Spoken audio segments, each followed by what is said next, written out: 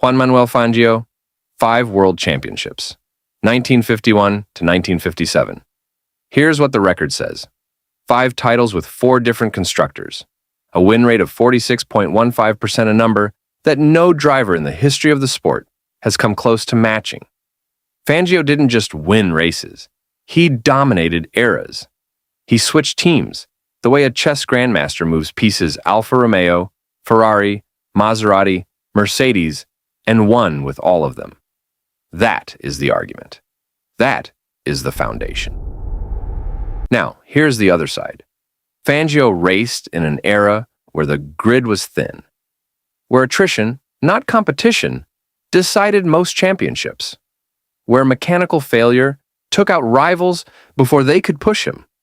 The fields he dominated were nothing like the 20-car, commercially saturated, globally televised sport that followed.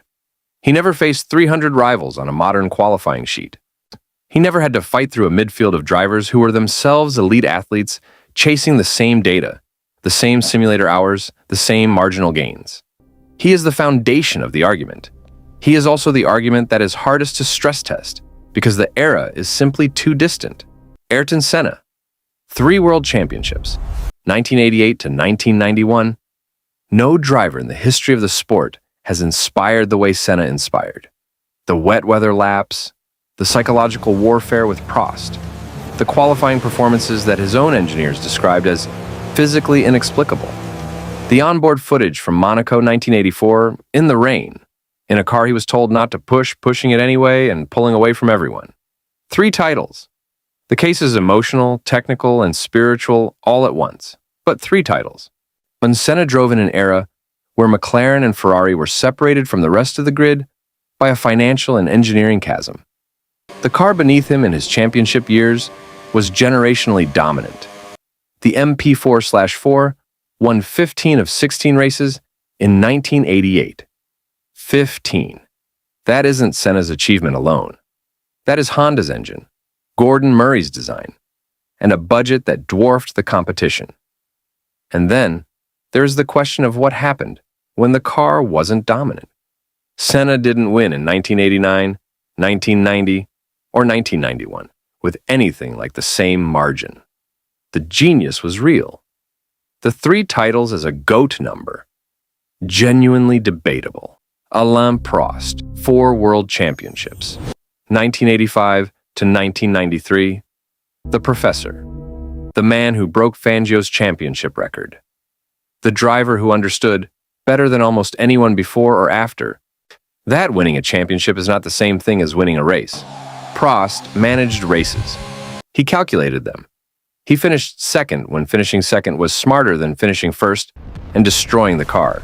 He was clinical where Senna was electric, and his 4 titles across 9 seasons represent a consistency that the sport has rarely seen. Here's the problem. Prost's legacy lives in the long shadow of his rivalry with Senna. The historical narrative positions him as the antagonist, the one who drove Senna off the road at Suzuka, the one who had Senna banned, the one who won by manipulation as much as speed. Whether that framing is fair is genuinely contested, but the perception exists. And in a debate about greatness, perception matters. 4 titles. A GOAT case, built on longevity and intelligence. Undermined for many fans, and by the feeling that he was great but never transcendent. Michael Schumacher. 7 World Championships. 1994 to 2004. 7. The number that ended the conversation for a decade. Schumacher didn't just win, he industrialized winning. He brought fitness culture to a sport that didn't have it. He brought telemetry obsession to a paddock that was still partly running on instinct. He built Ferrari's dominance in the 2000s, the way a general builds a military campaign systematically, relentlessly, over years. The 2000 to 2004 run of 5 consecutive championships is the most dominant stretch of driving in the sport's history by any measurable metric. Full stop. But here is where the case fractures. The 1994 championship. Adelaide. A collision with Damon Hill when Schumacher was about to lose the title. Was it a racing incident? Was it intentional? The stewards didn't decide. History hasn't decided. Schumacher got the title. Hill did not. 1997 Jerez. Same question, different victim. Jacques Villeneuve. This time, Schumacher was disqualified from the championship. The pattern was noted. And then there is the Ferrari era. Jean Todt, Ross Brawn, Rory Byrne. Bridgestone tires built specifically to Schumacher's driving style, in a period when tire supplier differentiation was a genuine performance variable. Take the technical ecosystem away, and what remains? Fernando Alonso. 2 world championships. 2005 to 2006. The most complete driver of his generation, and almost certainly the most underpaid by trophies. 2 titles at 24, a victory over a dominant Schumacher Ferrari in 2005 that remains one of the purest championship wins in the modern era, because Renault was good, but not untouchable, and Alonso extracted every single point the car could give. The 2012 season in a Ferrari that was objectively the 3rd or 4th fastest car on the grid, Alonso came within a handful of points of a title that the car had no right to contend for. That is the case. A driver so talented that he made bad cars competitive and great cars unbeatable. The counter is simple and brutal. 2 titles. 2. In an era where a driver of his caliber, who peaked for roughly a decade at the absolute front of the sport, should have 5 or 6 if the equipment had matched the ability. Either his team choices were wrong, his luck was catastrophic, or something about his temperament, the fallout with McLaren in 2007. The years at teams going nowhere cost him what the raw talent deserved. The GOAT case for Alonso is essentially a tragedy.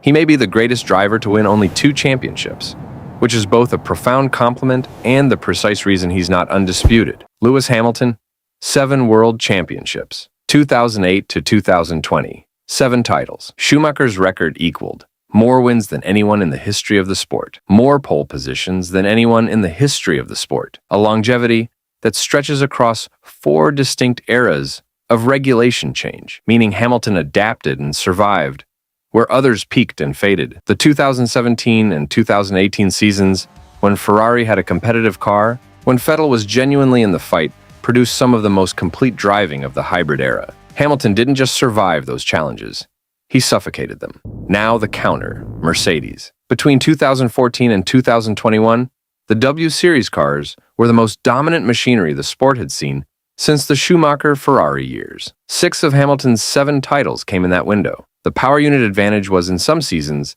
measured in tenths per lap, an abyss between Mercedes and the grid. 2021 provided the clearest window onto Hamilton without the dominant car advantage, a season where Red Bull matched Mercedes race by race, and a finale in Abu Dhabi that ended in circumstances so contested that the race director lost his position. Hamilton in the equal or slower car. The question Formula One never quite answered cleanly. 7 titles. And the numbers say, GOAT. The car says the conversation isn't finished.